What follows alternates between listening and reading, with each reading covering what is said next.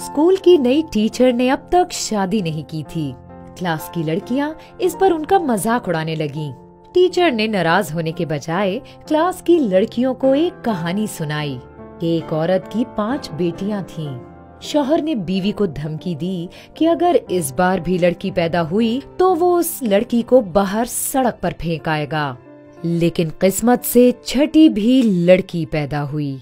शौहर ने बच्ची को उठाया और रात के अंधेरे में शहर के बीचों बीच चौराहे पर रखाया। माँ अपनी ममता से मजबूर पूरी रात नन्ही सी जान के लिए दुआ करती रही।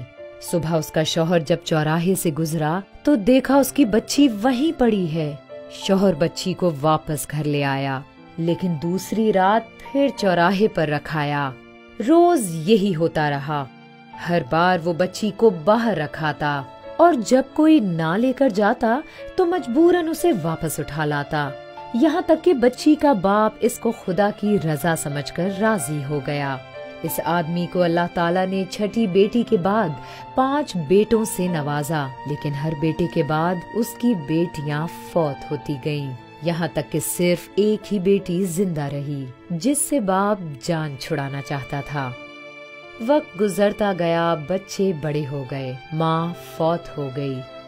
टीचर ने कहा, वो बच्ची जिसे उसका बाप बाहर सड़क पर रखाता था वो मैं हूँ, और मैंने अब तक शादी इसलिए नहीं की कि मेरे वालिद बहुत बूढ़े हो गए हैं। वो अपने हाथ से खाना भी नहीं खा सकते और मेरे अलावा उनका कोई नहीं जो उनकी खिदमत कर सके। और वो 5 बेटे कभी कभी आकर अपने बाप का हाल चाल पूछ जाते हैं।